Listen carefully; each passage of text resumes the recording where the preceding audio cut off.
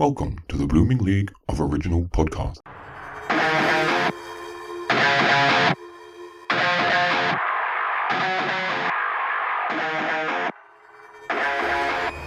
G'day and welcome to an extra celebratory edition of Thrash and Treasure, the Torture Chamber musical comedy podcast that shaved little orphan Annie's curls to make American for the cast of Hair. And speaking of American, well, howdy there. I'm Aaron, and I'm joined as usual by the man who rolled Dahl the way from Utah and straight into our hearts, like that piece of gum I swallowed last night. I can still feel it, because he's our very own Willie Wagner. It's Mr. J. Wonks. How you going? Welcome back. Hello, how are you doing, Aaron? Good, thank you. Haven't had you on in quite a while. Been a little bit. I've been out here in Utah doing Charlie and the Chocolate Factory, and we're out here for 10 more weeks at the Tuacahn Amphitheater. Oh, wow. Right in the middle of the desert. Wouldn't that chocolate melt? Fortunately, pure imagination gets us through quite a bit out here. And actually, it's been very cold and rainy the past week. It's been shocking. We had 3 rain holds last night for the Saturday night show.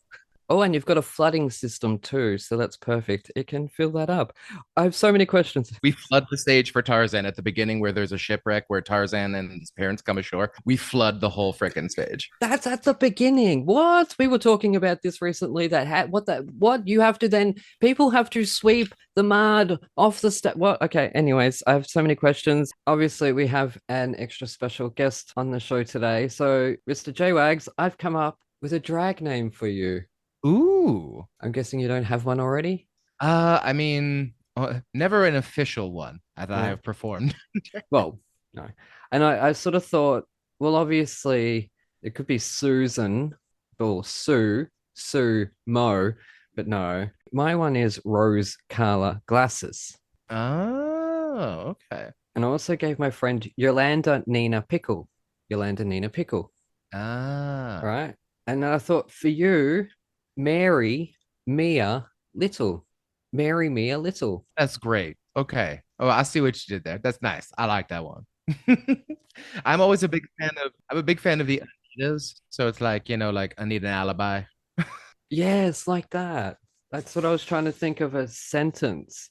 Right now, at the moment, ladies and gentlemen, I am on the red carpet for my very first opening night. Well, actually, I'm supposed to be there right now. I'm all dressed up. So as soon as this finishes, I will be racing off to the Regent Theatre to see Moulin Rouge with past guests Simon Burke as Zidler and Bert Labonte, who has joined the cast as Toulouse-Lautrec. So they'll be hopefully joining us again in the future. I cannot wait. It's my first opening night. I am so honored. I'll be rubbing shoulders with all the people who said no to coming on this show.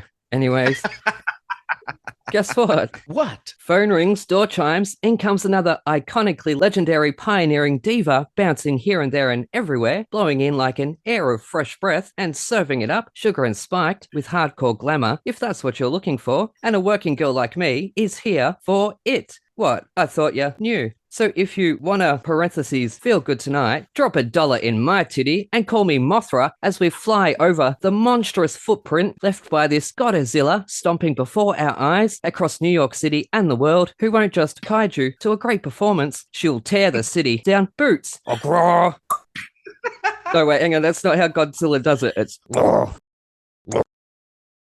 You're doing great. I tried. It's very hard because every season is hunty season after this gorgeous gal spilled pasta Olivia TV when God friended me, which sent us half crazy all for the love of Daisy in Deputy before giving us Euphoria with a pose which was full of 2 words that belong together, glitter and doom. Now rush in and strike a zombie pose stat so you can help us duck walk a huge Aussie g'day with a Shantae you stay, then sprinkle just a schmigadoon upon the bitch who stole Christmas. Oh shit, no.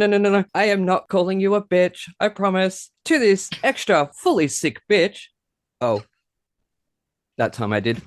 Who we can CSI NY to Harlem, then on to Fire Island for a bunch of titles left on the tip of my tongue because I sadly can't mention them due to the strike, which I'm finding beep because it's survival of the beepest on the misadventures of Beepy and Beep. But let's not end on goodbye with one last breath once call waiting beep beeps on our shady phone Kiki. Instead, let's sweep up the crumbs and spill the reality in a moment of weakness with this chosen one who puts the QT in LGBTQT plus brought her warmth and worthy worthy, but not too funky, gifts such as a theme tune to the Queens of New York, as well as appeared in I Am Jazz, Being BB, Trixie Mattel Moving Parts, Translation, Nubia Amplified, MTV's Decoded, The Real World, PBS's Master of Drag. Then she watched What Happened Live with Daddy Cohen and judged what happened as the mother of the House of Dulcet for Call Me Mother. Oh wait, I did that one. So with our finest shirts tucked in and our faces beat to buggery by life, we are living to welcome to our torture chamber this truly transcendent talent and trusted trailblazing trans icon who totally tore the top off the taper in 2023's A Transparent Musical, but that trip into televisual theatre came 5 or so years after this vision of nowness proved that heaven is a place on earth by becoming the first trans performer to originate a role on Broadway when she left us head over heels in Love Love with the Go-Go's. But my lips ain't sealed as we come back from vacation, mad about this beautiful Good Girl Gone Glamazonian alumni from the RuPaul School of Drags, where this queen claimed the uncivil war of season 9,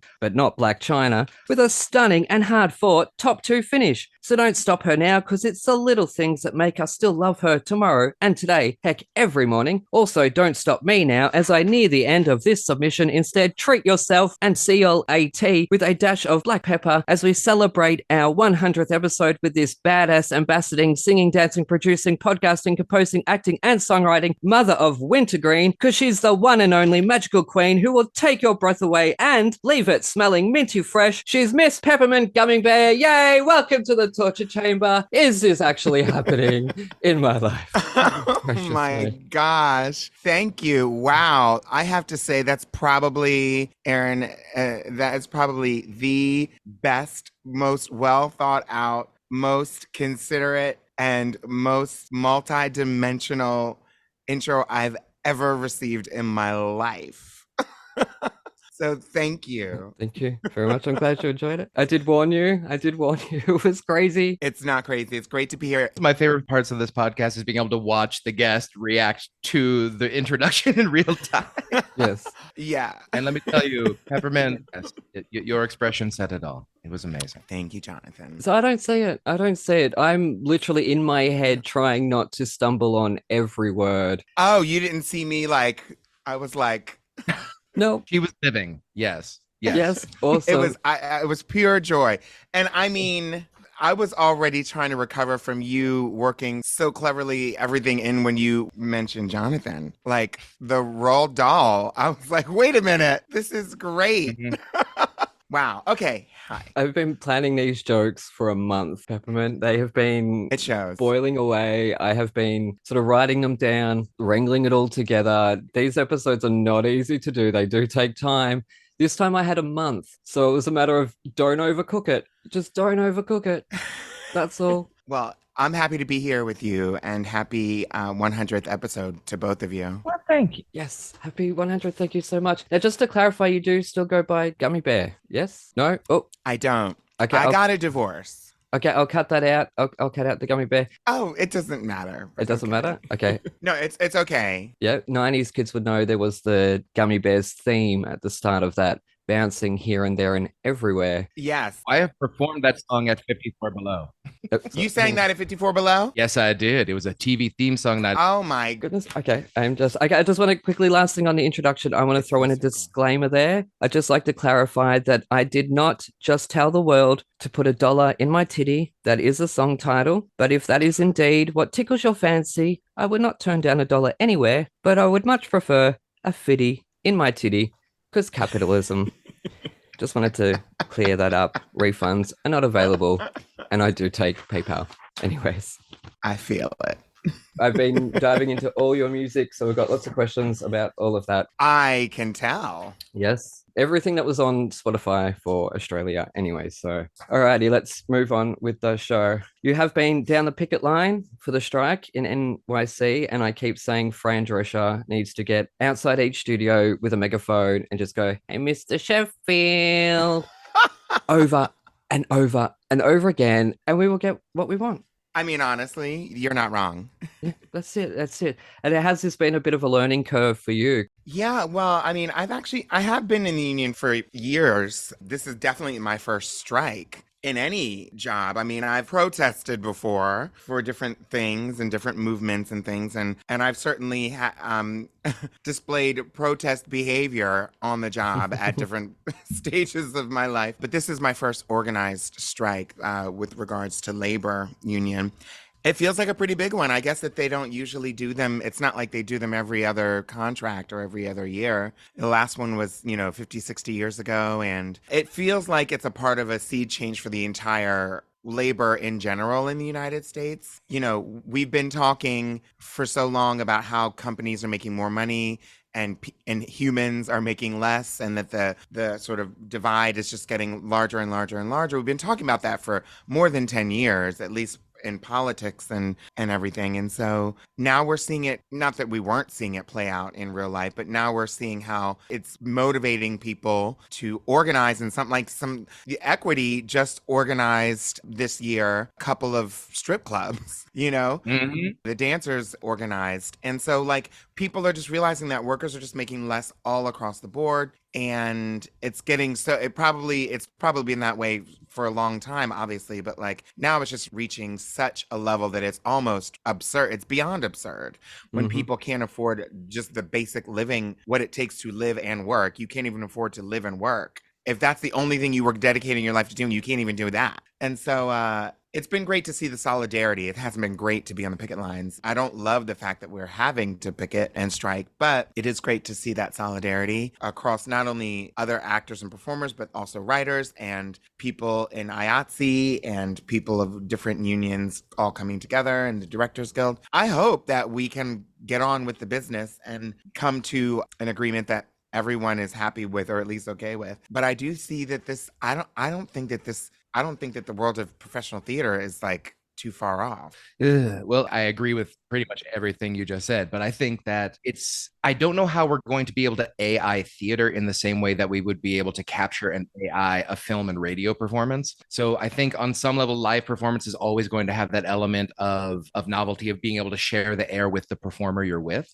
But I absolutely agree that conditions right now in the arts, especially with the advent of streaming, because we're figuring out right now, there is a shitload of money in streaming right now. And there's only so much you can cut away from artist salary and artist benefits before the artist is like, well, why am I working for you when I could literally just be doing what I want for basically the same amount of money, which is very little. Yeah, I made crossword puzzles, right, by hand that were this big and bigger. 100% musical theater crosswords, or just theater in general. 0 fucking cents for 5 years of work for a magazine, while the owner of it, the editor, the publisher, made a lot of money from it and used every issue to spruik his daughter and her career. Anyways, not bitter at all. Well, I know, the whole conversation about AI went from just a movie sort of theme in my mind, literally watching that movie AI with Will Smith. Is that iRobot? iRobot. Okay, iRobot. Yeah. The Will Smith one. iRobot. And thinking okay, the machines are probably going to come to life and take over one day. To last year when everyone was using that filter, that app that would give you an avatar that was an AI created imagery. And people were saying that the artists are losing out. And I wasn't able to see how that was applicable in everyday life. And now all of a sudden we're having this conversation in film and television about AI. The fact that they could use AI to replace performers is scary enough. But I do think that the disconnect between, I think theater, just professional theater in general, has to figure out fully where it sits with technology. Because the rest of the world is going to be on a spaceship and nobody's even going to know what a theater is. You know what I mean? And so professional theater needs to figure out, how it feels about technology and how it will use technology and sit with it in the future, knowing that we're just going to become more and more mechanical and automated in the future. But I do agree. Yeah, I think certainly the novelty and the authentic feel of being in a live theater and a live performance is something that we can't replace. But I think there's a lot of people who don't even know. I know the difference between a CD and an LP and a vinyl and how live the vinyl feels, but people who never heard it just will never know, I think. Are you a big vinyl collector? I have a bunch of vinyl. I can't say I'm a huge vinyl collector but of all my favorite, I've made a mission to purchase all of my favorite like artists and songs and albums on vinyl, just so that one day when the forest fire comes, it'll just melt up, I guess. So we're already running way over time because we started off late. So I just want to throw it in there that I do love that we have Miss Peppermint on the same episode as Willy Wonka. Can I taste a double act one day in the future, perhaps? You could call it The Adventures of Pepper Longstocking and Willy Wagner. You have a gift with words, my friend. A gift with words. Thank you so much. Or Pepper Brewster, because I do love mixed matched Converse shoes, which I'm thinking of wearing these. As in Punky Brewster? Yes, as in Punky Brewster. Oh my gosh. We are all the same age. Well, I think you and I may have graduated high school in the late 90s, yes? Yes. All right, I think we're in the same frame of that, yeah. Okay. I'm only a few years behind. I'm not that much younger kids. Anyways, I was just wondering what the kind of adjustment you had going from sort of a touring schedule where you were sort of the headliner moving from venue to venue to going to like an 8-show Broadway week where you're doing just like 8 shows a week every week in the same spot. Was that an adjustment for you, or was like the AMDA muscle memory, like this is what I've trained for, get out of my way sort of feel? Like how was that adjustment? It was definitely an adjustment. Besides like the change of venue and the change of city, obviously those are very different. But for me, I think the biggest sort of difference, or the thing that was like the most palpable, is the fact that like in these tours where I was performing in drag, I could do anything I wanted. If I wanted to change the music, if I wanted to change how I performed it, what I said, like anything, what I was wearing, like I just had complete freedom to do whatever I wanted. And obviously in a play and a theatrical production, it's like the same thing. So yeah, that was the biggest thing that I was like, oh my gosh, the same costume again. But you know, otherwise, do we have to stick with the go-go's tonight, or could we maybe throw something else in? Yeah, let's like change it up. So I did change. I did whatever was in my power. My makeup would like subtly like evolve over time. You know, things like that. It got a lot more like. Whoa! Okay. Anyways, speaking of kicking in, a muscle memory kicking in. We'll move on to the middle now. Firstly, what would be in your ultimate rock star rider? Not just what you already put in your dressing room demands. What would, if you could put anything on there? You know, I mean, I'm pretty expressly simple and vanilla when it comes to rider. Like, I actually don't like a whole bunch of stuff because I travel very heavy and I bring everything I need for the most part. Things I can travel with. So if there could be anything in the world in there, it would probably be like a lot of like like a shopping spree's amount of candy, because I love candy. So like I would love it like like collector's item candy, like gummy bears and pieces of whatever, like oversized. I couldn't take them with me, obviously, if I was traveling, but I could like take a bite out of them. You just want to be surrounded by the sweetness. I love candy. That's it. And then afterwards, you feed the poor. Yeah. Oh gosh. I'm going to have poison. It's here's some sugar. That's it. So yeah, before we really kick into talking about the metal album, have you had a lot of experience with metal? I know clearly we both sort of came of age during the grunge revolution. And also, have you studied any music theory? I know you have a lot of music out there, but I was wondering if you had any classical training or musical training in that way, beyond your obvious AMDA training. You know, yeah.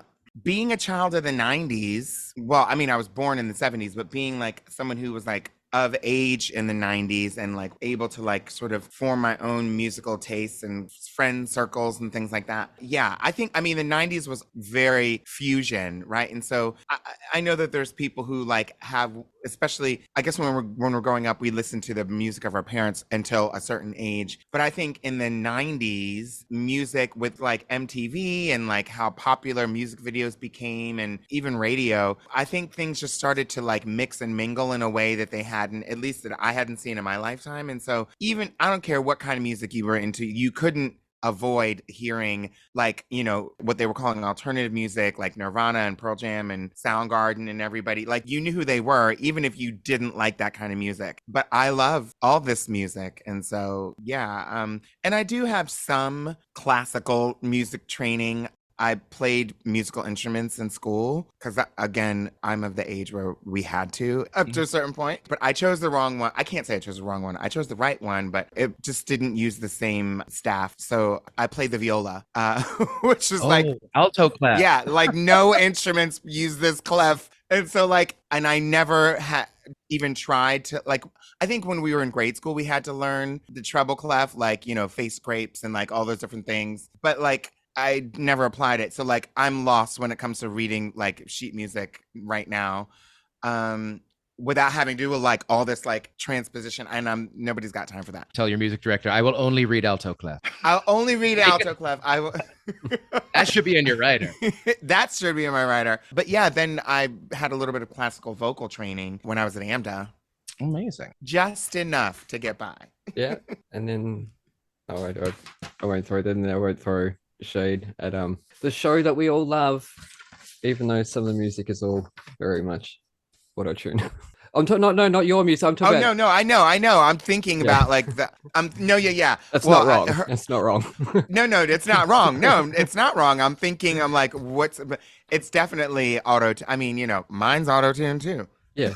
Look, I'm not some of the music, and I think it might be Stockholm Syndrome because we hear it all the time in every episode. It's catchy and it's great music. Love it. So I'm not throwing it shade there. I'm just saying to go from the viola to, you know, the world of sort of pop techno on reality TV. I just thought it was quite the computers do it for you. That's it. Speaking of AI. Anyways, let's move on before I put my foot in it any further. And this week I was absolutely thrilled when you said yes. Well, not just said yes, but you also gave us two choices for the album, which was Pearl Jam's 10, which I saw in a commercial, in a video of 90s commercials the other day, which was really, really random. I'm like, that's a sign. We should have picked that one. But no, we shouldn't have. We should have picked this one, Stone Temple Pilots, Purple. So before we get into that discussion, Mr. J-Wags, you didn't know this one, I believe. I only knew the hits. I actually, this was one of those like blank spots because I was into the Nirvana and the Pearl Jam, but Stone Temple Pilots never quite made it into my playlist as much. But I was aware of like the MTV hits that were on the album. Purple, their 1994 release, was their second album, still with the original group before they fired the lead singer. Always very awkward. Fire your lead singer. It was fascinating going back into something that was it's definitely a 90s rock album. You can definitely feel it in the production. You can definitely feel it in the influences. I could feel the influences of like every grunge band kind of wanted to be Zeppelin with those sort of like Middle Eastern and jazzy type chords, but also they all kind of wanted to be each other too, because I definitely could feel some Pearl Jam and some Nirvana influence in there and some of the other things they were doing. But yeah, going through it, I remembered the hits. I remembered Vaseline. I remembered Interstate Love Song, and I remembered Big Empty from the Crow soundtrack. That was a soundtrack that got a lot of play in my household. Yes! Sorry. It was a great soundtrack. It's like the top of my notes, The Crow with exclamation marks. Sorry, I got so excited on one of my favorite movies. But I never really, I have never dove into Stone Temple Pilots. So the vibe I was getting was that they seemed very interested in sort of like the riff-based rock of the time with sort of whatever was on Scott Weiland's mind at the time. And sometimes, like in Big Empty, which I think is still the standout track on the album, because with all that slide guitar into that giant chorus, time will take her home, a dizzy head, his conscience laid in. We're all like, yeah, we're in behind that. I think the lyrics there are, he rides the line of simplicity and sort of too simple, a little bit too much sometimes. Because sometimes the song, like the last song on the album, what was it, like kitchenware and candy bars? It was just like 4 sentences repeated the entire song. Over and over. It's got like, what am I thinking and what am I wanting and what am I doing and what am I thinking? And it's like, and it's just that for so much of it. Like, have we passed the point of simplicity into just repetitiveness? So I found the lyrics to be a little bit uneven throughout the whole album. I thought that the instrumental work was generally excellent, especially the guitar work on Loungefly. And as I was saying, the more country and bluesy they got to go sort of against the grain of grunge at the time, I thought was more interesting. Mm-hmm. I am remembering that Scott Weiland is a very specific vocalist, and we should not expect him to be what he was not as a vocalist. He's not going to give you a lot of vibrato. He's not going to give you runs, but what he is he's going to give his lyrics with utter simplicity and sincerity, which is its sort of own beauty in it. The first, I counted 1, 2, 3, 4, 5, 6, the 7. The first 7 songs on the album were within like 5 beats per minute on the click track of each other. So they were all sort of the exact same mid 4 tempo. And we didn't get to, I don't think we got any new time signatures until like the very last number, where they did it in 8, but it was like a 3+3+2, which was interesting.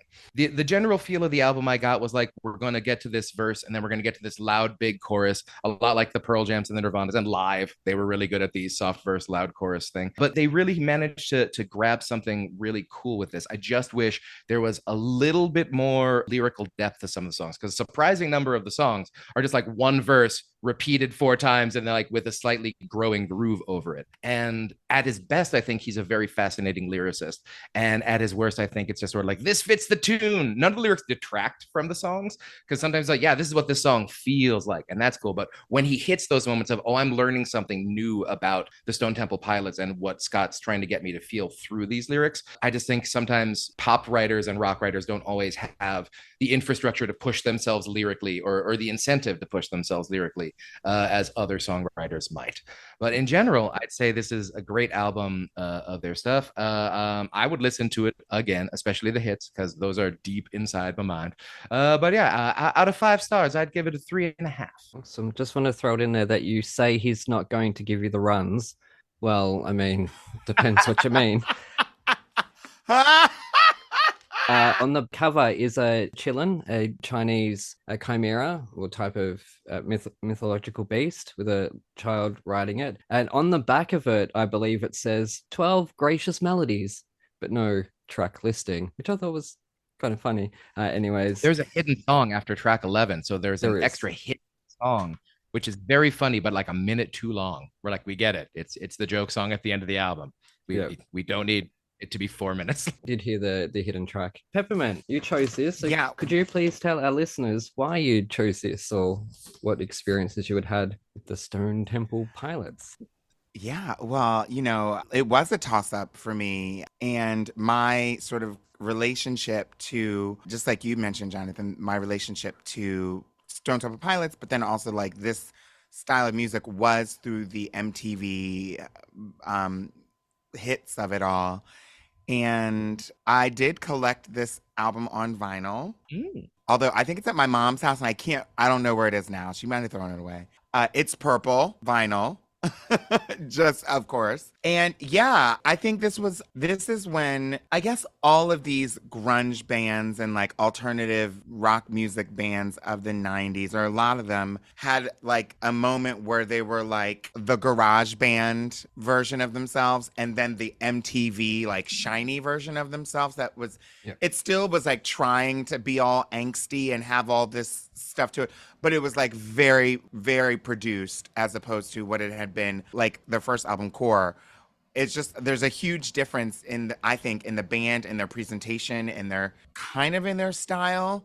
And I think it's just really, really, really apparent. I think that this album is slightly overproduced, just like the whole package of it. But I still love it. I think it's like, this was like the sweet spot of like the balance of like being produced and being like a product, and also having whatever the essence is that drew people to them in the first place. I do think Scott Weiland is a huge part of the draw to anything Stone Temple Pilots, because of the way his voice, looking at it through the lens now, maybe the luster is not so much there, but like in zooming myself back to the mid and early 90s, like hearing male rock vocalists, he sang with a lot more soul and sort of emotion than a lot of these guys in this like alternative rock world, like I guess as opposed to like heavy metal and like, like, I don't know, Danzig, like where it's like screaming and screaming. They sang with like a certain amount of emotion that was like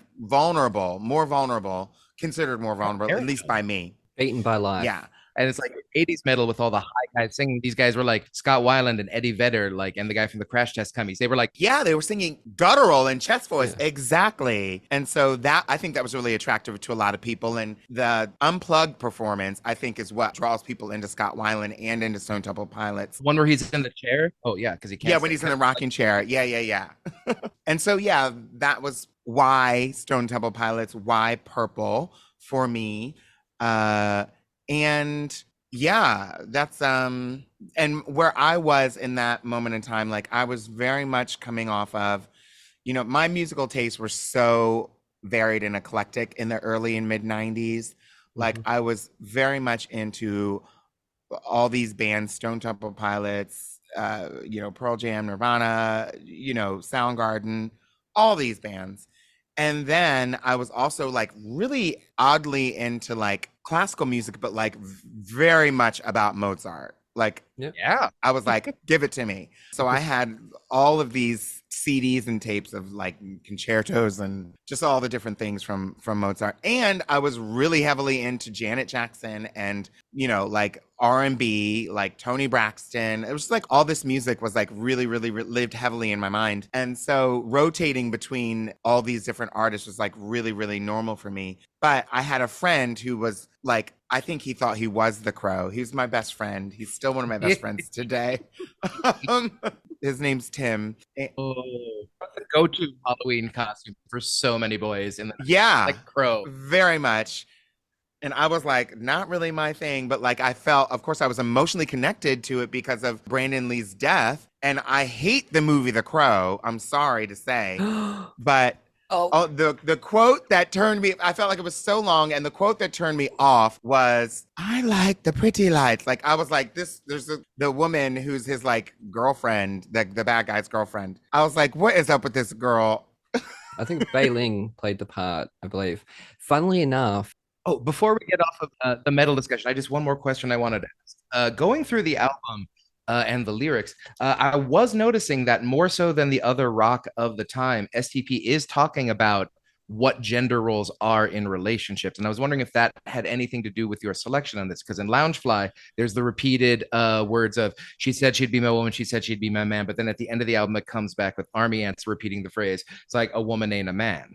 So it feels like, I don't know. I don't hear those lyrics often in other rock, but I heard it twice on one album. I wondered if that had any effect on your choice. No, it didn't. It's not why I would have chosen. It's not my favorite song. No, it didn't. Again, through the lens of today, those lyrics sit very differently with me for obvious reasons. But then also through beaming myself back to like my whatever teenage self, listening to the album then, I think it was par for the course. I mean, you're right. Like there's something very specific about that. But with the whole like the vibe that was being served up to us as teenagers back then, the threesome, like all these movies and films and that were like really bi adjacent if they weren't bisexual.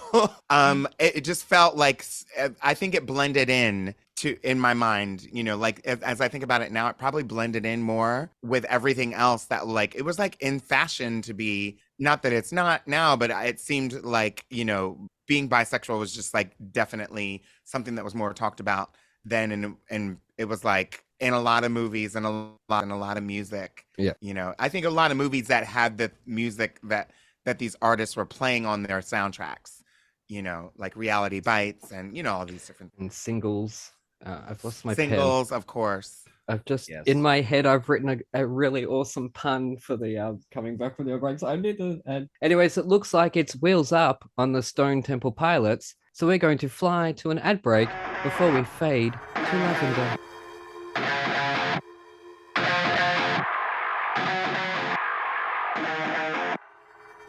Hey there! It's time to get popped on culture, the official Puzzle Hub Pop Quiz podcast. And welcome to game number 5. I'm your new host, Matt Young, and for today's special theme, we're going to test your knowledge on musical groups, including bands, boy bands, girl groups, and vocal ensembles. Play against your friends or the clock and see how you go. Alright, let's get into it, shall we? Next up, we've got our pop quiz. 10 trivia questions based on today's theme, and maybe a few bonus points if you're lucky. You'll have 5 seconds to guess the answer. So, ready for question number 1? Zach, Taylor, and Isaac are members of which group?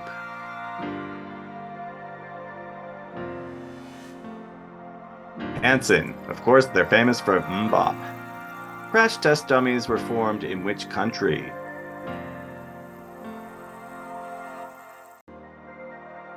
Canada, or as I like to say, Canadia. Third question. Finish this album title. Never mind the bollocks. Here's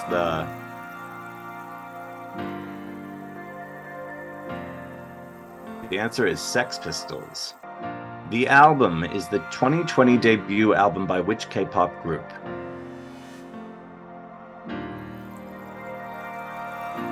Blackpink. Jada Pinkett Smith performs lead vocals for which metal band?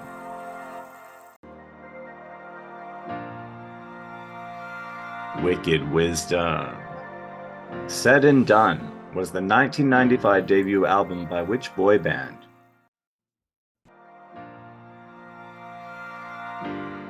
Boyzone. Seventh question. According to Wikipedia, the Beatles were the last band to top the US Billboard end-of-year album charts. In which year did they achieve this?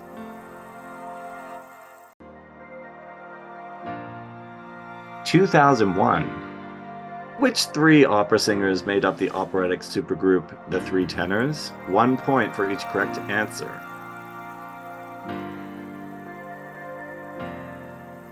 It was Placido Domingo, Jose Carreras, and Luciano Pavarotti. Are you ready for this one? Mesopotamia, Funplex, and Rock Lobster are hits by which band?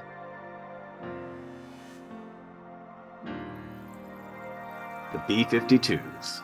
And finally, in which year did ABBA form?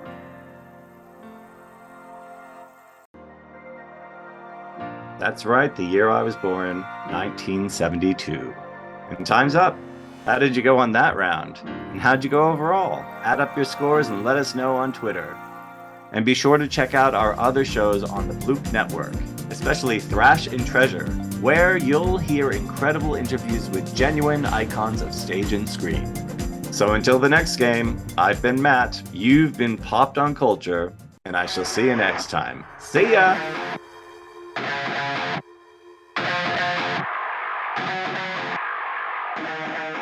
And we're back with Thrash and Treasure. I'm Aaron. That's Mr. J-Wags. And we've had 99 flavors. And now Peppermint is one because we're joined by the iconic Miss Peppermint for our 100th episode. I am so truly honored. You are multi-skilled, multi-talented. You are all over the world, everywhere doing everything. You are the trans ambassador for the ACLU, American Civil Liberties Union. So you are devoting your time, your energies to helping the world. Do you ever find time to sleep? No. No, I didn't think so. I did not think so. She gets her energy from the sun like a plant. Exactly. Eat, not sleep. Open the window. I don't see the sun, so I don't know where I get my energy from. Too much coffee. That's where I get it from. Okay, now before we move on to the musical, being our 100th episode, I did want to make it just that wee bit, tiny bit more special than what it already is. So we actually have our first ever video question from a random listener. This coming in from Melbourne, Victoria. Hi, Peppermint. I'm Jane Badler. And I just want to say how inspirational you are to so many of us for all of the incredible things that you've done. Being one of the first trans on Broadway, your stellar career in stage and film, your activism. I'm just totally inspired by you.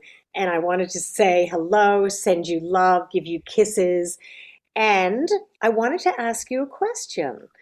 Do you think that there's alien life out there or amongst us? And before I end, I have a little message to you. I'm here for love. I'm here for love. I'm here for love. Oh my God. I feel like this is your life. Surprise. Wow. That's wonderful. I was like, what could this video question be? And I'm speechless. I love Jane so much. We have a friend in common, actually, but we haven't seen each other in years and years and years and years and years and years. It's been 10, 20 years, 30, I don't know how many years it was. But I love her so much. And I'm just so like, I can't believe it. Anyway, let me answer the question.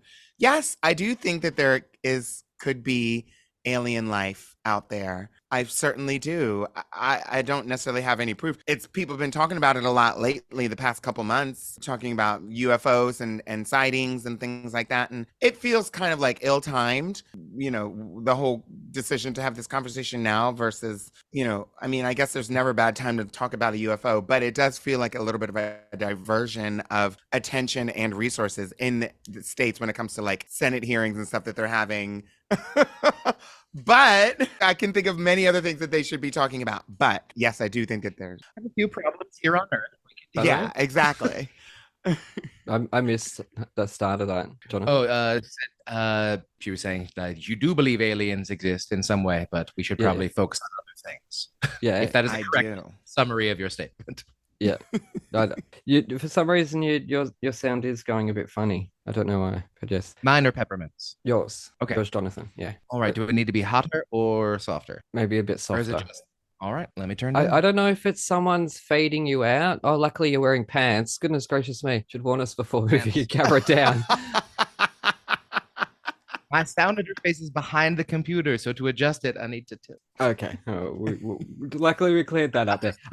We'll move on. Going the candy for no reason. No, you dropped out completely there. Dropped out. Is this easier? Better? Yeah. We're there? Yeah. All right. We'll go full radio on this. We'll go full radio, yes. Now, Jane has been on the show before in the past, and her and I actually have a friend in common as well. I did the same thing with her, had her on my show, and then he popped into the room. Now we've just paid it forward with you on my 100th episode. I cannot believe I just got to do that. I am so thrilled. So I'm glad it worked. I'm glad you liked it. I've loved it. I mean, wow, this is like very special. Yep. Well, Ken didn't know. I didn't say anything. I did tell him we'd had Jane on the show, but I didn't say what I was cooking up. We're going to move on now.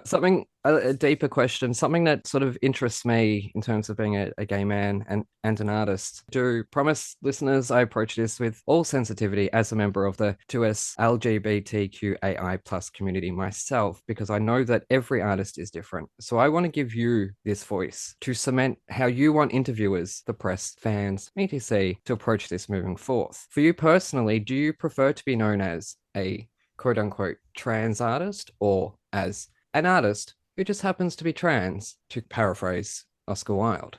How's that for you? I prefer, I mean, of course, it's all contextual, right? It's a distinction, and it's not one that it's certainly not one that I'm ashamed of. I'm very proud of my trans identity. But I think conversationally, if someone's like, what's your job? Or like, what do you do? Like, I'd like to be known as an artist. And then my trans identity is a part of that and certainly informs that. If we're in a situation where it's appropriate to talk about someone's accolades or certain distinctions and things that they've done, obviously I'm very happy to have, my trans identity mentioned in that way. We've been talking about over the past few years, sort of, conversations about diversity. And so it's appropriate in that context. But if somebody's look at that person over there, that's a trans artist. I don't think I would appreciate that as much. But yeah, I do think I certainly wouldn't want to erase my trans identity from any conversation. So however we're going to do it, as long as it's included, I'm happy with it. But artist first and then trans second. Yeah, I feel that same way about being a gay man. And it feels to me like if I don't put, say, gay author, put the gay before that there's going to be a big portion of our community that's not going to hear my voice or not going to want to hear my voice. Do you know what I mean? Because they only want to support queer artists. I completely understand that, but my art isn't necessarily like, mine's all fantasy stuff. It's all like action and horror and stuff like that. It's not about my life, as interesting and fun or whatever as my life has been. That's not what my art is about. So I do separate my art from the person. So that's why I was interested in if it was a Jewish person as well, because there's a lot there in terms of comedians will often do the whole Jewish comedian thing, and that's sort of their shtick, really. Again, I'm trying to be really, really sensitive about this question. No, I appreciate it, and I think you have a point. If the person, if the artist or creator, whatever, if their content and what people will encounter is primarily in that realm, like if it's a Jewish actor or comedian and most of their work or the stuff that they write is related to being Jewish and telling that story instead of experiences, then it probably makes sense to have it there if that's how they want to be categorized. And the same thing. And I think that's one of the things that we're trying to break free from is like we were fighting to play parts that were trans roles, like characters a few years ago. Like they weren't even hiring trans people to play the a transgender character. Yeah. And so like being a trans actor meant being able to play the transgender woman in a thing. Now I think we're to the point, hopefully, or if we're not, then hopefully soon, where we'll be able to play roles regardless of how the character identifies. Obviously, it's important to be able to bring authenticity to the role, and that's a whole nother conversation. But I think that it's possible to have characters in TV shows and film who they don't mention the person's identity, gender identity, one way or the other. Yep. And certainly a trans person can play that role. Yep, awesome. Well, now we're all introspective. It's time for a musical about birthdays for our 100th. We're going to celebrate, and despite Spencer's warnings, I chose Sondheim's beloved classic Company because it's about a birthday party. So I'm going to jump into my review, if I can find it quickly. When I first decided to do Company, it was only with vague knowledge of what it's about, and I just wanted something to fit the theme. As I said, Spencer tried to warn me that it's about isolation. I scoffed and hit play on this beloved show, first with the 2018 London revival cast, which admittedly I found myself swaying with restlessness at the amount of ballads. So being confused, I put on the 2011 New York Symphony version featuring Pat's boy Craig, alongside Neil Patrick Harris with a very young Ariana DeBose as a smiling ensemble member, plus a painfully stellar cast topped by Patti LuPone again as Joanne. And here, I understood the appeal, for actors at least. A lot of book scenes for them to play up, whilst Bobby walks around like a modern-day Pippin, trying to find his place in the world. Because through these many beloved married characters delivering a slew of Sondheim standards like Side by Side, Another 100 People, and The Ladies Who Lunch, apparently... Oh, by the way, I need to burp so badly. I'm so sorry because I've been drinking Coke and coffee and I can feel it in my chest. And I'm Do it. I'm trying to get it up, but that's why I keep tapping my chest, but I can feel it there. I'm so sorry. I'm gonna have to put that at the end as an Easter egg so the audience will hear that just happened. Anyways, I can't do it. Anyways, as Bobby wanders around like a lost puppy before sleeping around and making everyone crazy, no doubt with an STD. But I digress. And what is an existential crisis anyways?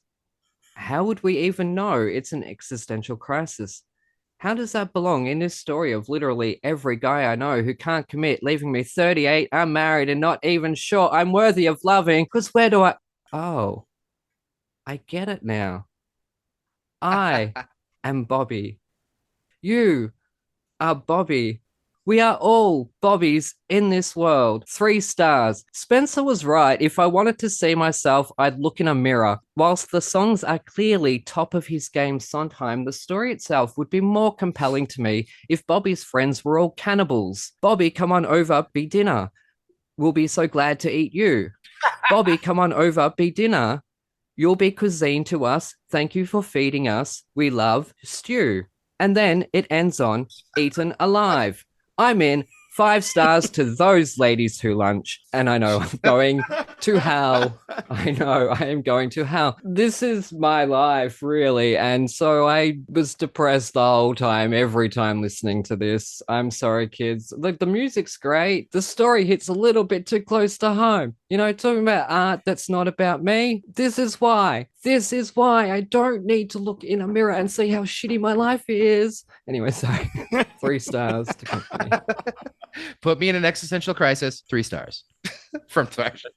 I'm so sorry I picked this album. I wish there was something more celebratory. Yeah. There aren't a lot of Sondheims that are like, yeah, happy ending. Like, Sondheim is not. It's true. I know. It's true. I know, but still. I don't know, Gypsy, she becomes a stripper at the end. That's pretty happy.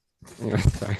Like, that's in like the biggest And she famous. unionized. That's it. Like, not just a stripper. She became the world's most famous, most expensive stripper. Like, that's a happy ending, if you ask me. Maybe not for Mama Rose.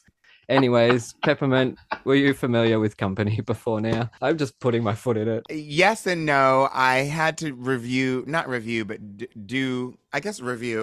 Company. I was in school. We were forced, what felt like at gunpoint, to endure and listen to and learn about a bunch of musicals, like the entire alphabet of musicals. And so Company was one of them for me. And I really do love, honestly, like I do love anything that's about like I had a fantasy all my whole life about like 30 somethings, young adults, like people who are in like New York City. Like I'm fascinated with like the New York City life of a person who's like working and doing their thing and seeing how people like sort of relate. But, if I had to choose like company or like boys in the band, like I would obviously go. And that's also quite depressing. Yeah, company's not my first choice, but I can appreciate, yes, we all are a Robert in a way, shape, or form, I guess. I don't feel like it's about a birthday. I mean, I know there's a like surprise party, but like all the other aspects of the show really, like overshadow the whole birthday thing. Right? No idea. No idea.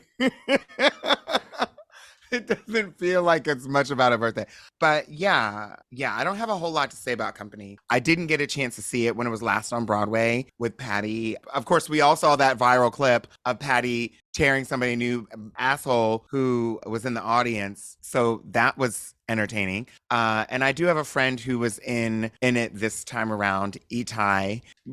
That's my whole connection to Company. And I'm still single as well. Yeah, you know exactly how I feel. So all my friends have been having children since we were 15, 16, and then getting married to the dads one of the dads of one of the children, basically. So like I became Bobby literally at 17, 18 years old when everyone's like got a family. And now I raise my sister's child. Have you ever had a surprise party?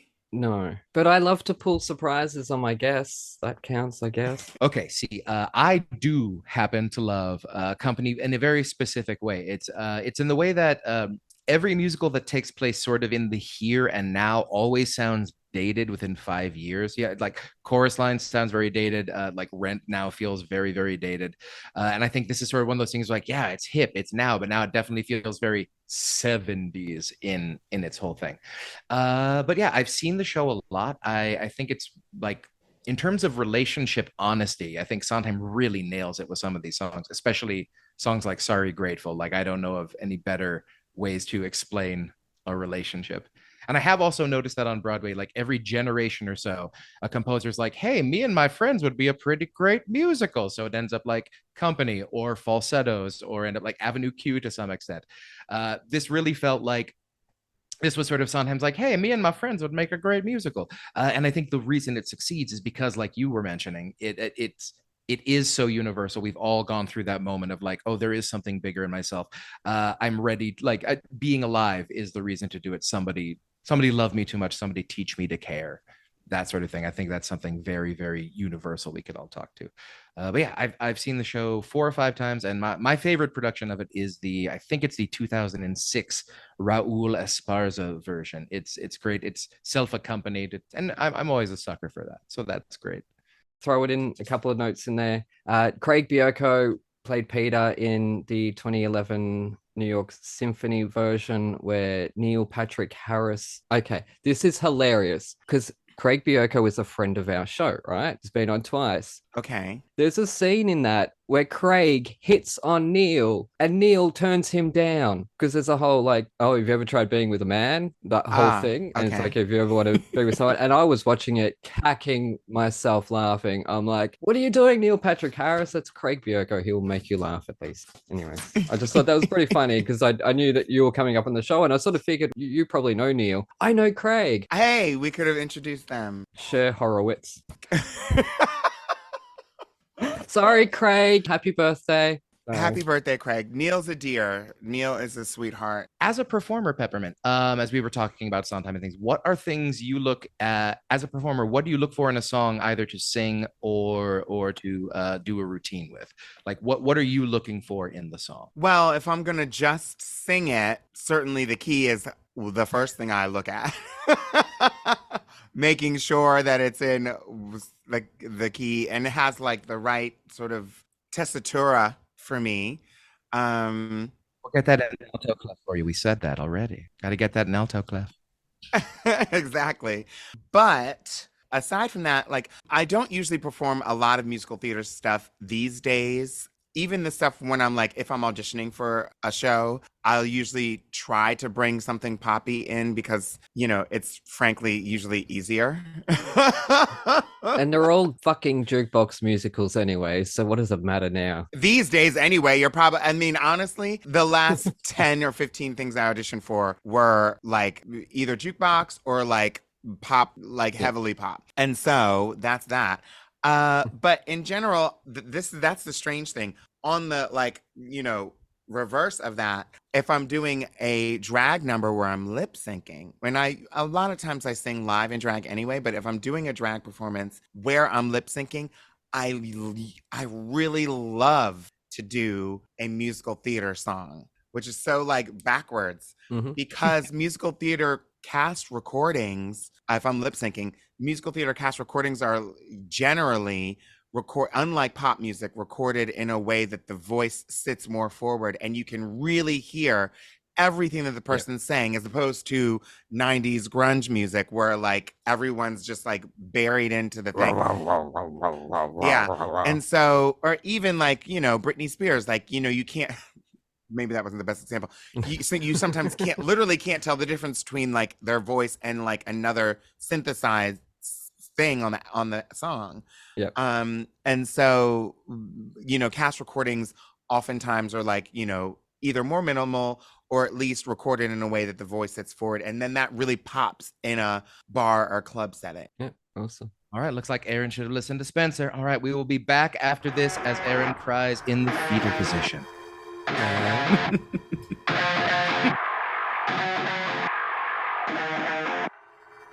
G'day listeners, Aaron here.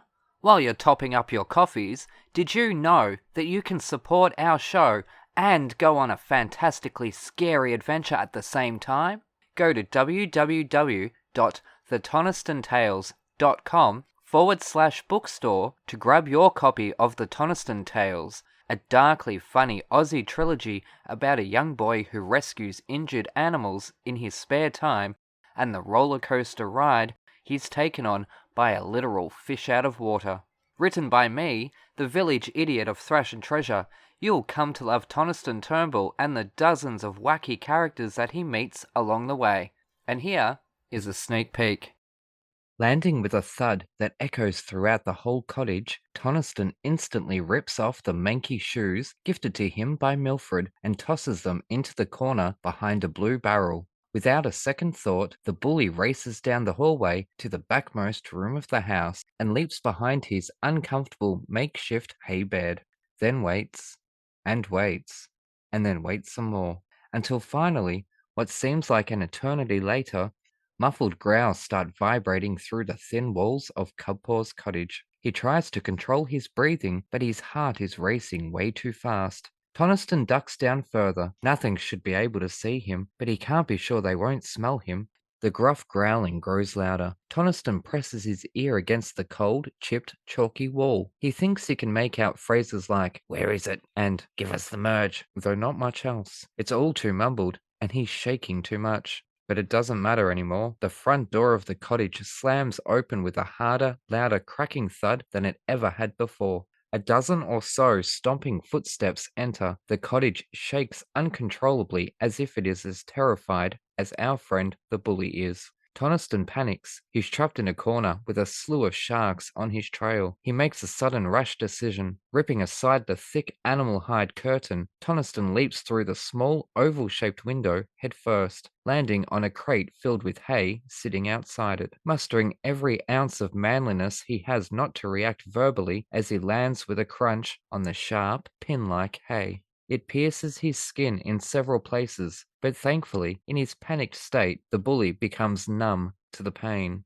Counting his blessings but not his chickens, Toniston struggles out of the crate by throwing his legs over and levering himself up, causing the coral underneath his feet to snap. He loses balance and tumbles. To describe the pain of tumbling face first down a steep hill of hard, sharp, deadly-shaped coral would require far too many swear words than this author would be allowed to publish, so let's just say it hurt. A lot. With one last somersault, Toniston's legs fly first over the cliff's edge. Crunch.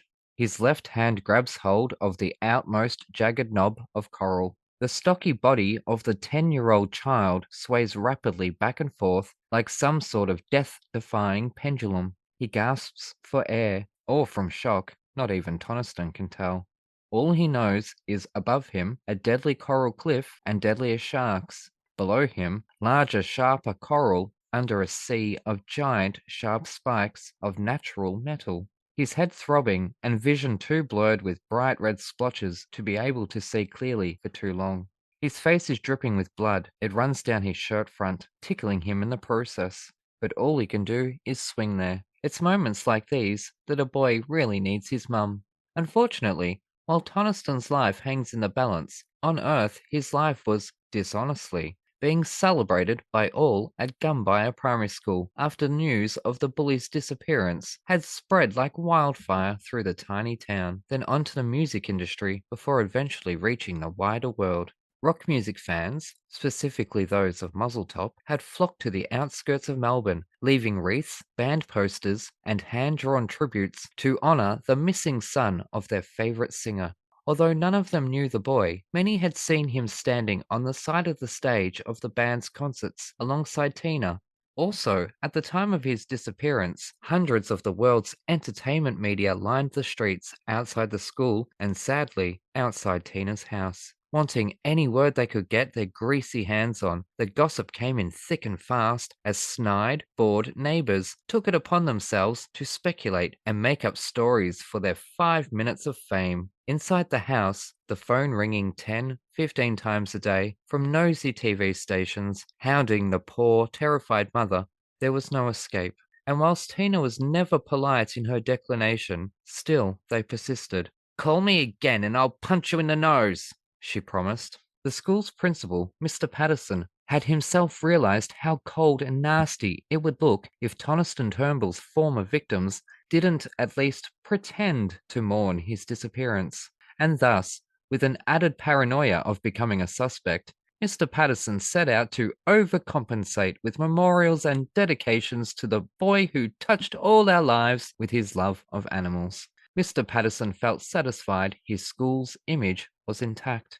The largest memorial from the school came in the form of a service in the gymnasium. With every student, teacher, news reporter, and local police in attendance, Mr. Patterson sought to show the world just how much Toniston had meant to the school. The service would have made the bully puke.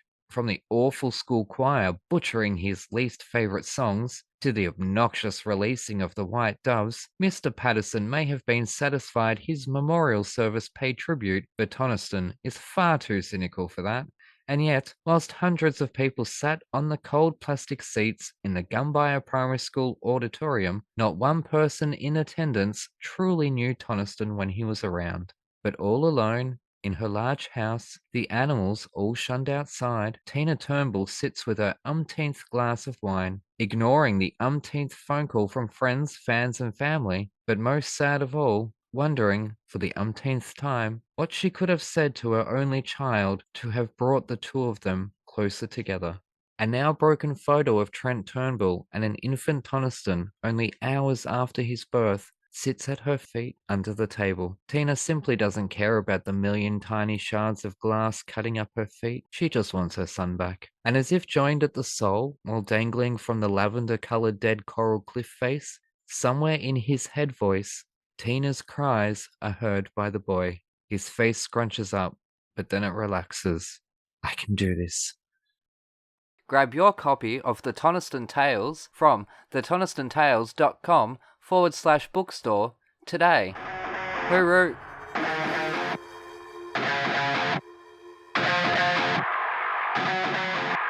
And we're back with Thrush and Treasure. I'm Aaron, that's Mr. J-Wags, currently playing Willy Wonka at the Tuacan Amphitheatre until October. Plug. And we're joined by the deliciously talented Miss Peppermint. Okay, I know the RuPaul School for Drags fans will come after me if I don't ask at least one question about the show. So, to appease the children, you are the mother of Wintergreen, and you're also American. So to be traditional, may I have your daughter's hand in marriage? Because Sarge is the trade of all seasons.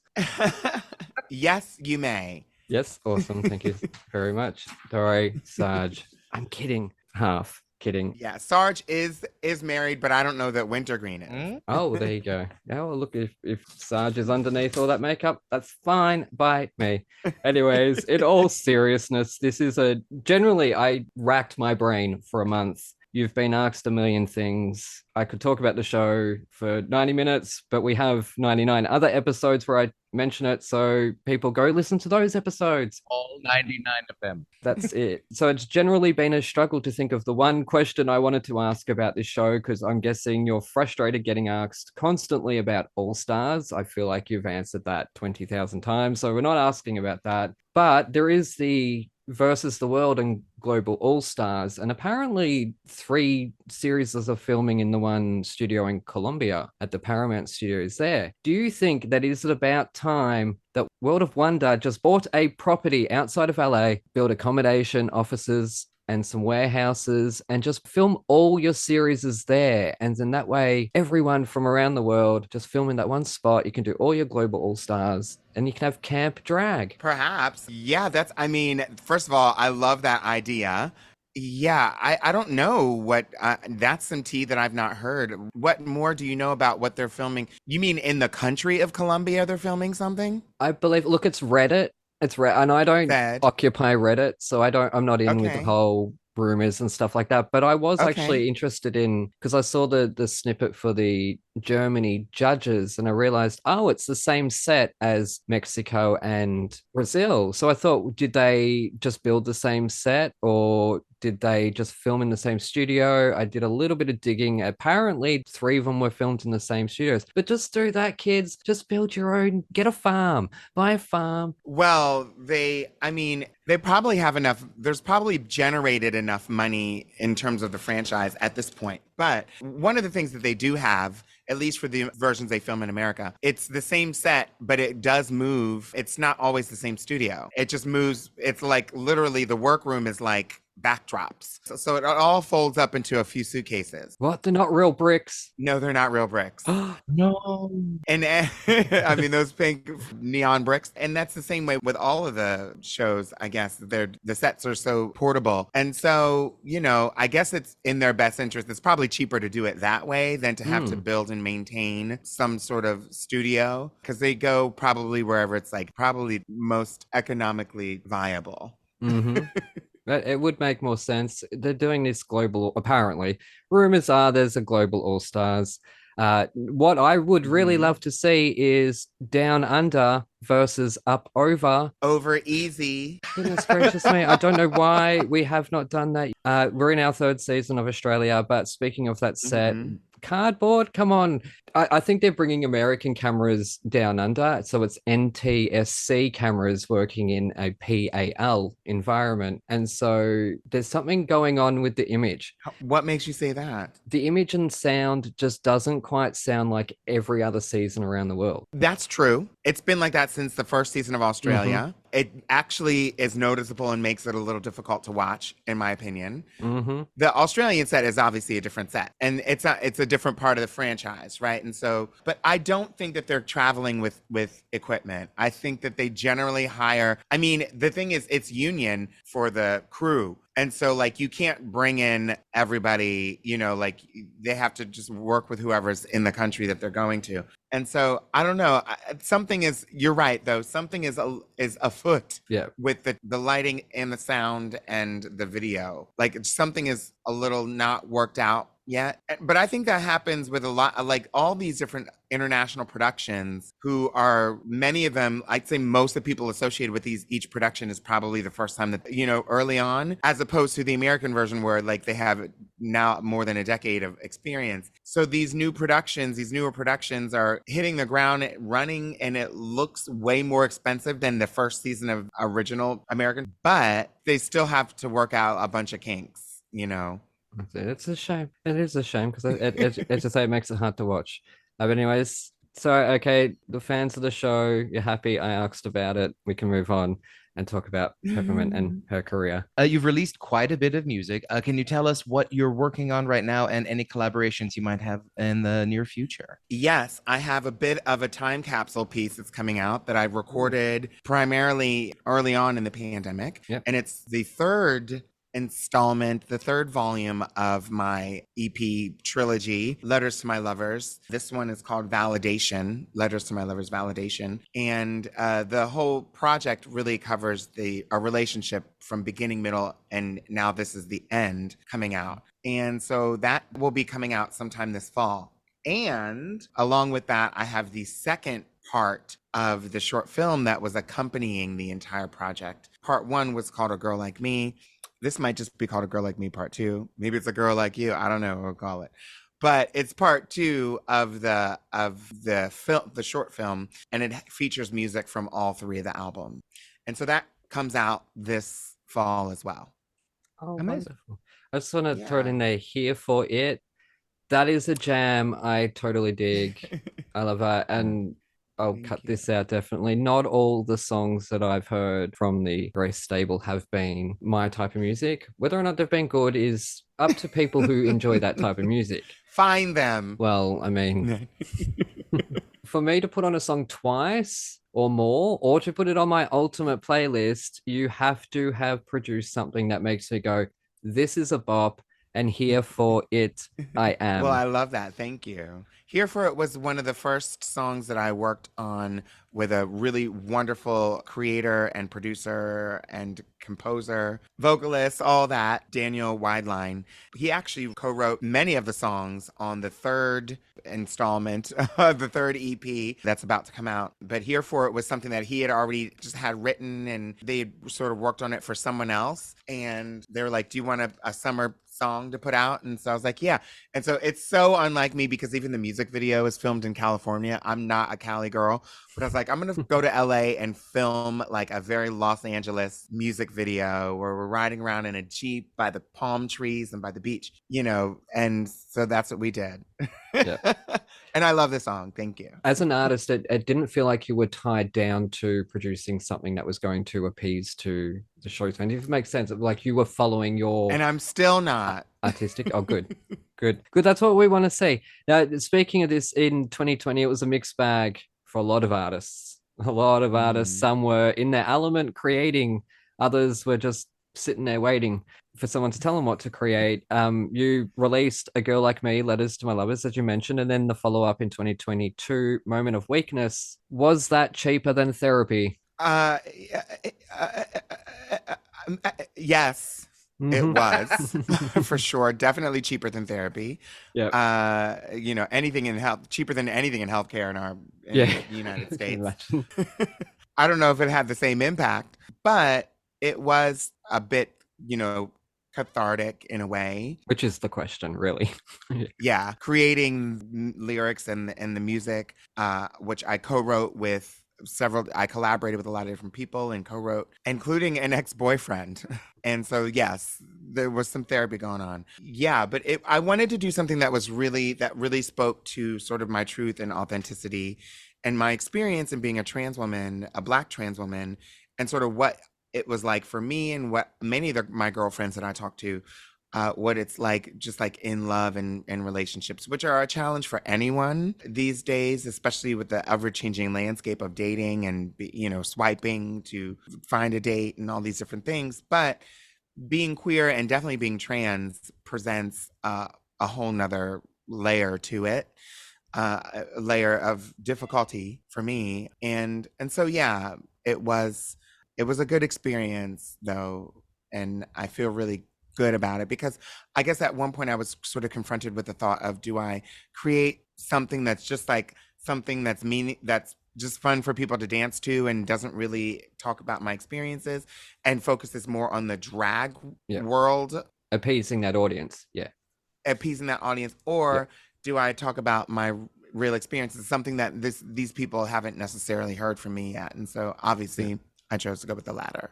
Yeah, oh, wonderful.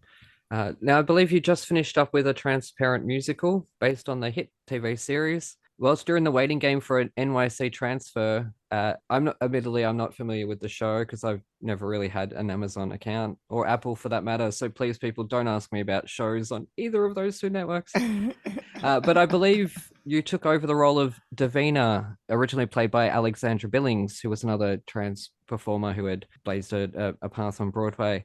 Now, how did you approach that baton passing in terms of redeveloping the character to live and breathe from within you as a performer here? So, because obviously the character was known on the show, so it comes with its fans.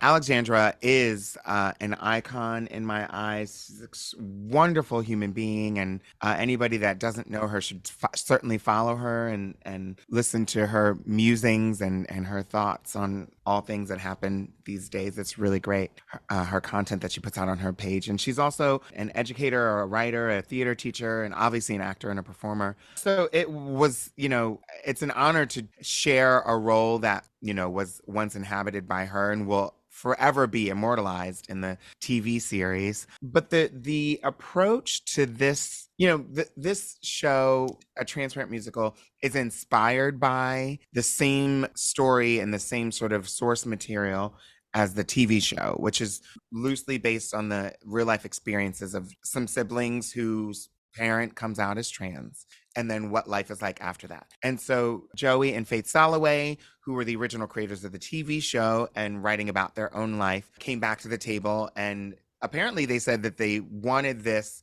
They really envisioned their family's story always as a musical, but were never able to do it with the TV series. And then had a chance to kind of take a stab at that for the last sort of season of the show, when they came out with a musical sort of finale version of to tie up the TV series. But I was able to bring my own experience to the role of Davina, and that's just something that I try to do. Luckily, we're in a time and space when we're talking about roles, transgender characters, that they want some authenticity and life experience brought to it, and so that's what I do. I'm not sure that that's necessarily very different. If somebody was casting some like blonde ingenue who's 20 something, certainly her life experiences would also be relevant in that aspect, unless she was like playing some villain. I don't know. It's a fantasy. But the role of Davina, the character of Davina, is very different in the musical than she is in the TV series. First off, it's a musical. But the character is a Black woman. She's always been a trans woman of color, but the character is a Black woman.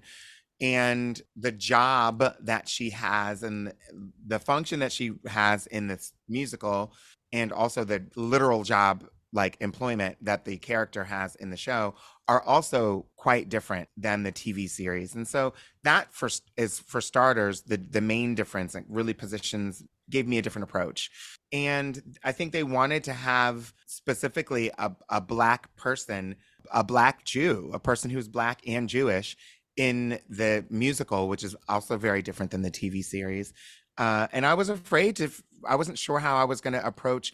I know I was so inspired by the TV series originally because it was very groundbreaking in that they had a lot of trans actors, and it was Amazon's first original series, and it was about trans experiences. All those things were like never heard of in 2016, whenever it came out, 2015, 2016.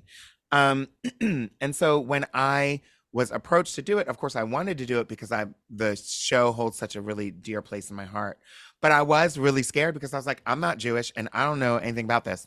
And so it really, it was an opportunity to learn a lot about not only Jewish history and Jewish history period, but also because the show does visit, without spoiling too much, the show does visit Berlin during the Weimar Republic, when queer and trans and non-binary folks were sort of thriving in connection with Magnus Hirschfeld and his Institute for Sexual Research.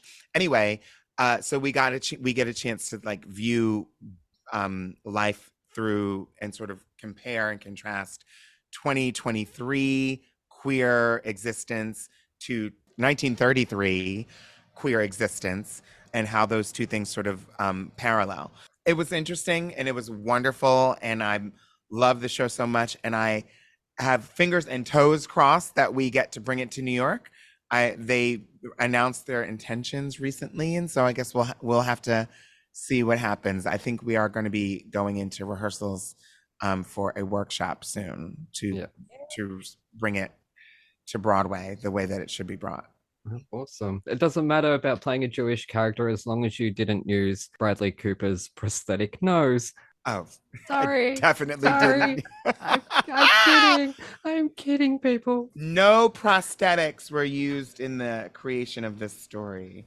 I'm I'll going say. to have. I believe. Of late, Broadway seems to be making a concerted effort to better represent and celebrate Black and queer artists. I mean, if you look like recently, the Strange Loop ended up winning a Tony recently in the past year. Alex Newell and J. Harrison Gee both ended up winning Tonys. My question is, because Broadway is sort of it's sort of its own set thing, and it's sort of like people are like, we need to change Broadway into something else.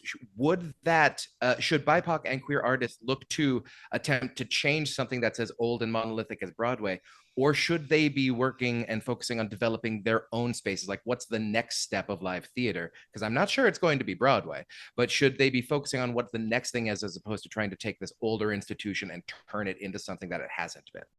That's certainly a very relevant question and point.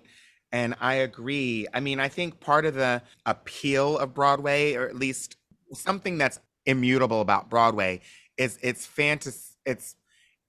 fascination with itself. And when I say that, I mean its own legend.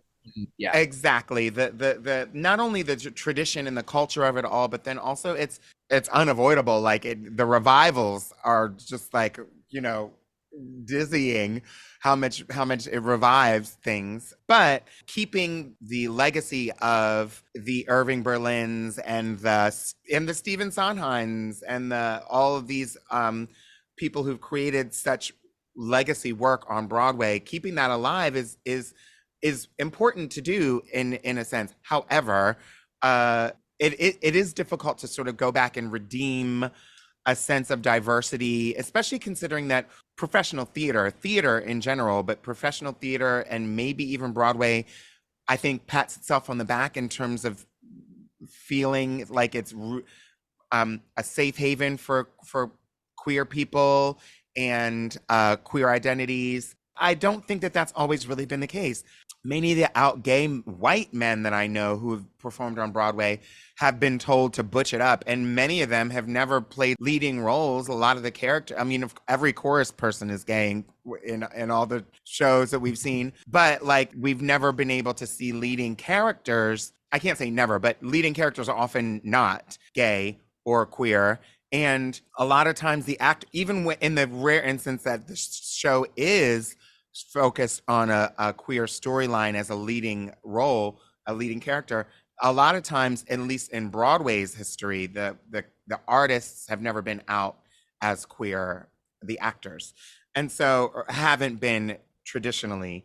And there's been, a fascination with being able to see non-queer artists play queer roles and see that transformation on its own. I'm thinking about like the producers and things like that. Yes, it does. A really important question is, how do we uphold the tradition and history of Broadway, which will be really key in keeping live theater, and also make space for new stories and new content and new types of identities to occupy space. I know that like they've had the thought in the early 2000s was just like have this like what they were calling colorblind or non-traditional casting, to have like, a Black person play just didn't matter what race, let's just put them in. But the problem with that is it doesn't really acknowledge the experiences of people of color and, different identities. And we're still not telling those stories, right? If we're doing like, Sunday in the Park with George and just putting somebody Black in the role, that would not have been that experience of that person, right? That was a weird show for me to pick, but anyway. That's fine. And so I do think that there needs to be a move to create theater and stories in an authentic way that tell new stories. I think it's not so much how do we bring BIPOC and different identity stories into Broadway. I think it's more, how do we bring Broadway into 2023? And if Broadway's going to exist in 2023, it has to include all these different stories, or it's going to die with the Irving Berlins and all those things.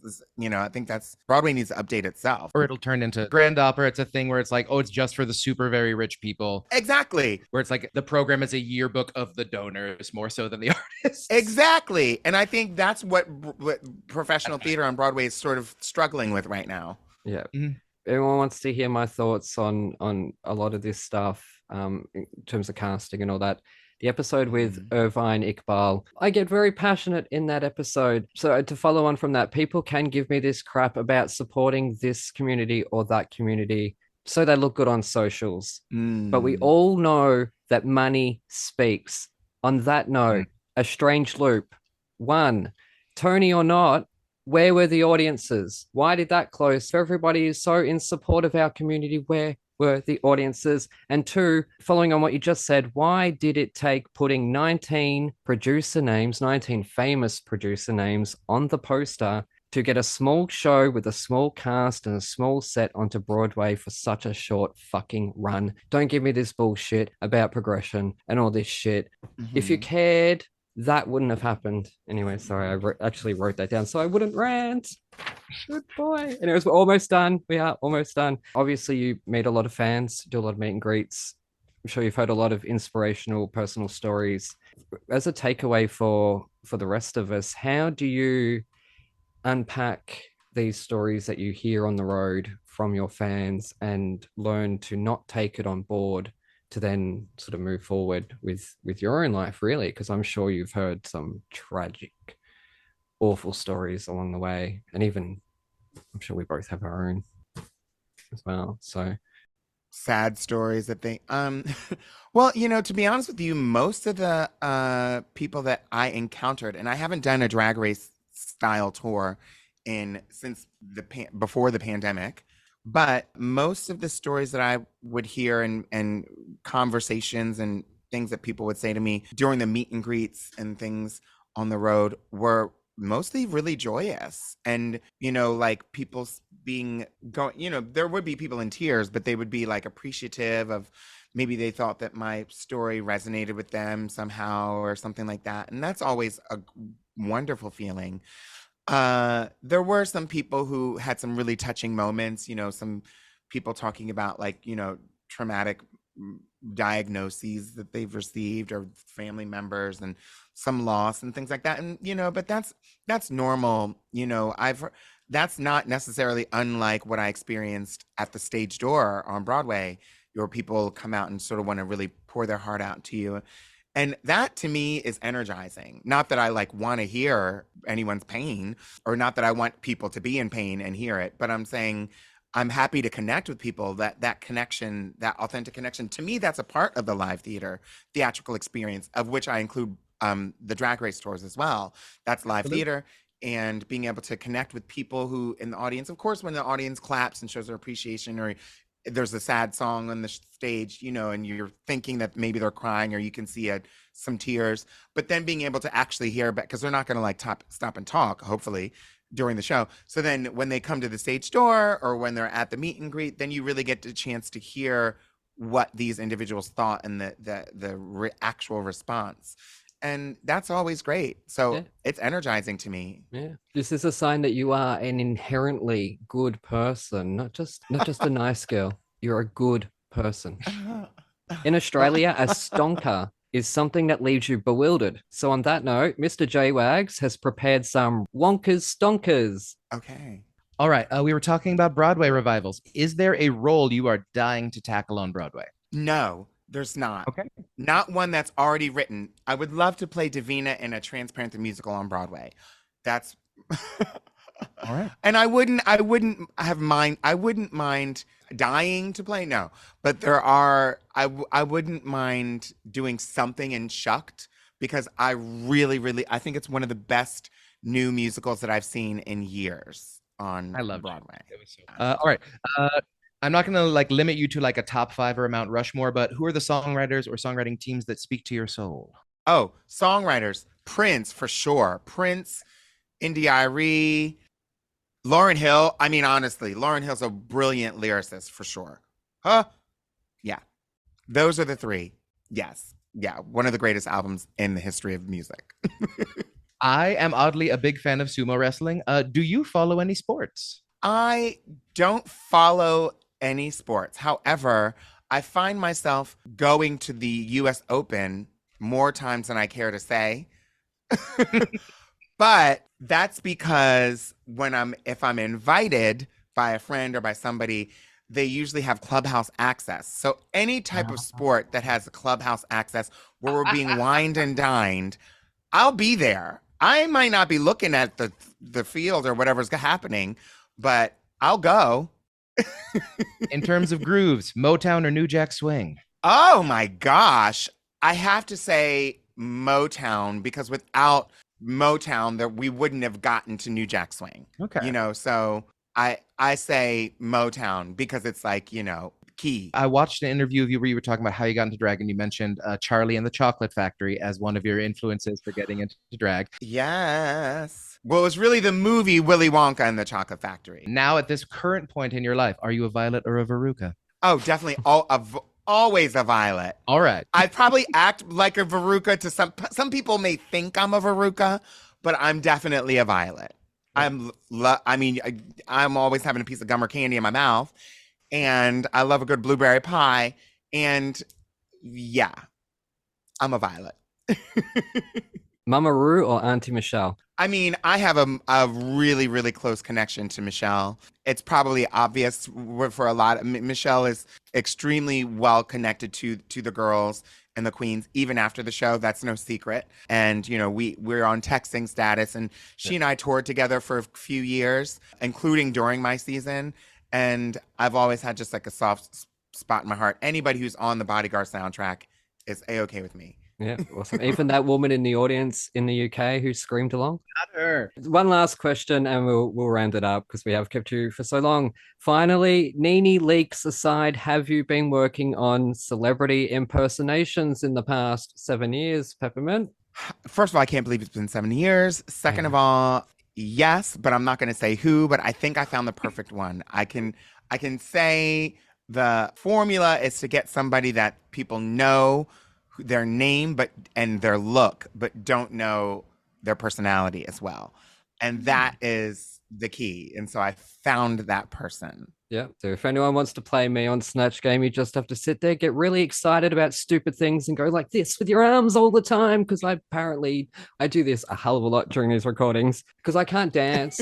I'm sitting down. I can't get up and dance. Anyways, thank you so much for joining us. Yes, thank you so much. It has been an absolute thrill, an absolute honor. We got to surprise you with Jane Badler, who I know is one of your idols. I read it in an article like 10 years ago or something. I love her so much. Yeah. I'm so thrilled. I love her very much. And yeah, it was so great. Thank you so much for having me as a guest, and congratulations again on the 100th episode. Thank it you was so much. great to be here with both of you and talk thrash and all the treasures that I was going to try to make up something, but it didn't work. All the treasures that is you, Peppermint. Now, if you want a treasure of an idea, $1 billion idea, you need to release Peppermint. Oh, hey. 10%, please. Yes, but how would we apply that? There's like 3 or 4 different applications right now that I know I don't that know. I could see. I'll figure it out. I'm single. I'm not. Okay. But like, I have no idea. They're all tied to sex. Yeah, so I just thought that's a brilliant. I had to throw that in there. I'll do all your socials and charities and all that, so we can let you go. So thank you so much. Such an honor. And yeah, I'm sure I'll see you around town off the A. I'm in Melbourne. Oh, I will probably see you there. All right. This was great Thank you so much, both of you. A huge thank you to Miss Peppermint for joining us. Again, such a thrill doing this show. This is my 100th episode. I'm so tired, but I am so filled with love and gratitude to my guests, to my co-hosts, all of them. And thank you to you at home for listening. If you've listened to all 100 episodes, you rock. I love you. Truly blessed and thankful to have gotten here. Someone did actually say it wouldn't last. Gareth. Anyways, you can find all things Peppermint on the socials, Instagram, Twitter, all that jazz at Peppermint247. But check below for the details because we've put in the link tree. We've put in the ACLU Drag Defense Fund link, Peppermint's website, socials, well, the Instagram link, Twitter is locked. So whether or not you're able to follow, I don't know. And also a link to the Town Hall podcast, which is a Black queer podcast with Bob the Drag Queen and Peppermint. You can find Jonathan at the Tuacan Amphitheater in Utah until the end of October, I believe, playing Willy Wonka and Charlie and the Chocolate Factory, which is amazing that Peppermint was inspired by Willy Wonka and the Chocolate Factory to get in drag. Jonathan was almost supposed to be traveling on this day, so he ended up being here for it, so that worked out. Anyways, I gotta hurry up because I need to rush off for the red carpet. So tuacan.org for tickets to that, at Mr. JWags on all the socials, and check out his YouTube show, The Dohio, if you love all things sumo. You can find us at Thrash and Treasure on Twitter, at Thrash and Treasure Podcast on Instagram. Follow us on YouTube at Blooming Theatricals, one word, which is also our Patreon. So if you want to support us and help us keep going and book more amazing guests and have amazing moments like we just had with them, please support us, help us keep going. Next week, I'm not on at all. Spencer and Matt are. How good is that? We have a return guest, but also you can buy the Toniston Tales at thetonistonTales.com. And if you use the code TNT20, you'll get 20% off. Anyways, I've got to go because I've still got to do my nails. I've got to do my hair. I've got to shower first. Goodness gracious me. I'm going to look spiffy on the red carpet, so I cannot wait. Huge thank you to Peach and Pineapple and to Global Creatures for including me, for inviting me. You have no idea. Like, I've worked my ass off for years and years and years and years. I've worked with some really amazing people. And I've never, ever counted. So tonight I get to, in about an hour or so, I'm going to race off. I gotta go. Okay, so I'm going to round this up. I'm actually going to come back tomorrow. I'm going to do some more ADR. I'm going to add some more thoughts in of mine for the Stone Temple Pilots because I was pretty quiet through that whole thing on that. And I'll fix a few things up. The ending, or the last half an hour, the editing is a little bit sloppy because, as I say, I'm in a rush. Time is ticking and I've got to go. So anyways, a huge thank you to Team Peppermint, especially Ken, for all your help in organizing this. Apparently it was a surprise that Peppermint was into grunge and metal and all that, so I'm just absolutely thrilled to be seen. A lot of people ignore us. So truly blessed. And also, speaking of that, Jane Badler, my heart to you. Thank you so much. That was such a thrill. And Peppermint's face, I'll have to show you how that ended up, even though we never ever release the videos of our recordings. Those reactions are just for us. And Peppermint's was amazing. Oh my god, she was living, I was living, we were all living. Anyway, to you at home, happy TNT 100. Use the hashtag TNT 100. Thank you so much for listening. You look after yourselves, you take care of each other, and we shall see you next time for episode 101. Uru! Like quicksand!